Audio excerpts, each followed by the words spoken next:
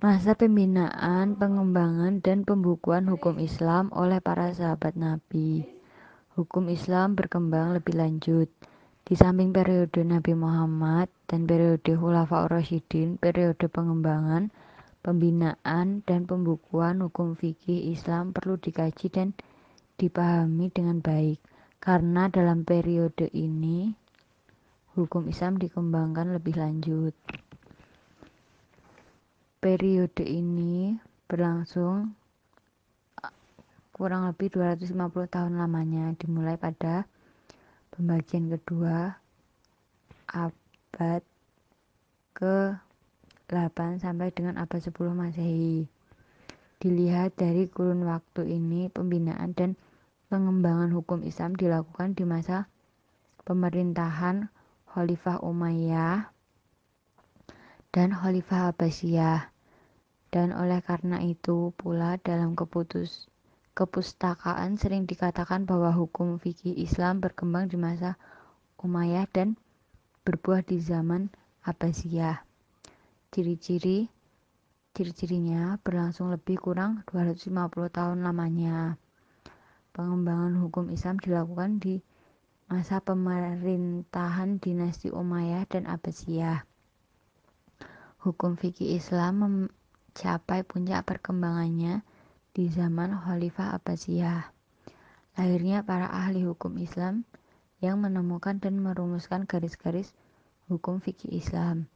Lalu munculnya berbagai teori hukum. Awal mula masa kejayaan Islam.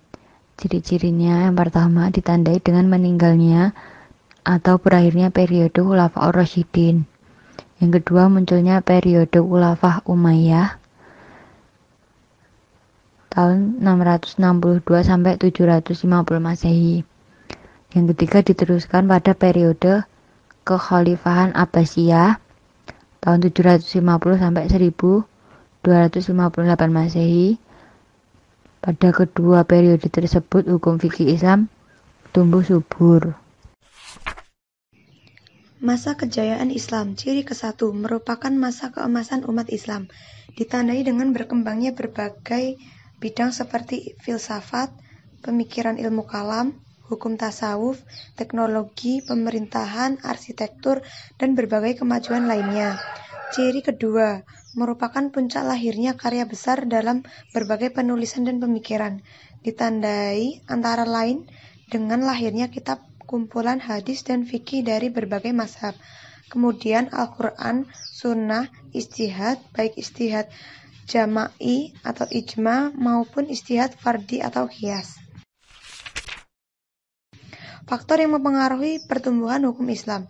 Ada beberapa faktor yang mempengaruhi pertumbuhan hukum Islam. Berkembangnya Islam, pemerintahan Islam pada periode ini sudah meluas daerah kekuasaan dan berjauhan batas ujungnya, dan kekuasaan sudah meliputi bermacam-macam bangsa dan beraneka warna jenisnya, adat istiadatnya, arena hubungan kerja, dan kemaslahatannya.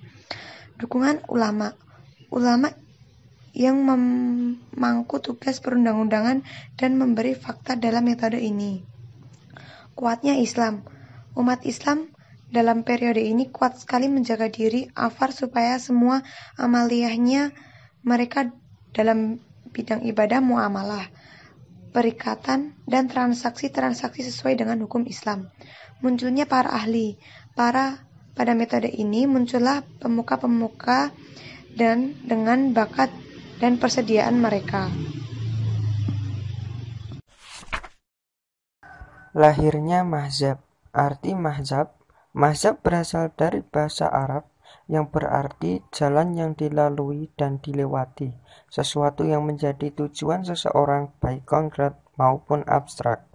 Menurut para ulama dan ahli agama Islam, yang dinamakan mazhab adalah metode atau manhaj yang dibentuk setelah melalui pemikiran dan penelitian. Kemudian orang yang menjalaninya menjadikannya sebagai pedoman yang jelas, batasan-batasannya, bagian-bagiannya dibangun di atas prinsip-prinsip dan kaidah. Menurut istilah ilmu fikih, Mazhab adalah sebuah metodologi khusus yang dijalankan oleh mujtahid atau pakar ijtihad yang menghantarkan sebuah hukum fikih dengan merujuk pada Al-Quran dan hadis Nabi. Landasan dalam bermazhab Quran Surat Al-Anbiya ayat 7. Artinya, kami tiada mengutus rasul-rasul sebelum kamu, Muhammad, melainkan beberapa orang laki-laki yang kami beri wahyu kepada mereka. Maka tanyakanlah olehmu kepada orang-orang yang berilmu, jika kamu tiada mengetahui. Abu Hanafiyah. Abu Hanafiyah banyak mempergunakan pikiran atau ra'yu dalam pemecahan masalah hukum. Mazhab ini dianut sekarang di Turki, Syria, Irak, Afghanistan, Pakistan, India, dan Uni Soviet. Sumber hukumnya adalah Al-Quran, Sunnah, dan ra'yu dengan ijma, qiyas, ihtisan, serta urfa atau adat kebiasaan yang baik masyarakat setempat sebagai metode menemukan hukum. Malik bin Anas. Malik banyak mempergunakan sunnah dalam memecahkan permasalahan hukum. Mazhab Maliki dianut di Maroko, Aljazair, Libya, Mesir Selatan, Sudan, Bahrain, dan Kuwait.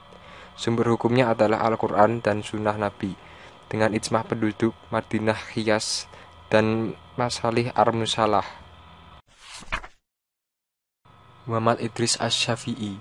Dialah ahli hukum Islam pertama yang menyusun ilmu usul fikih, yakni ilmu tentang sumber-sumber hukum fikih Islam dalam bukunya yang terkenal Ar-Risalah, pengantar dasar-dasar hukum Islam.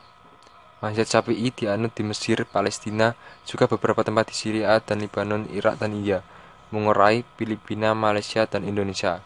Sumber-sumber hukumnya adalah Al-Quran, Sunnah, ijma, qiyas, dan istihab.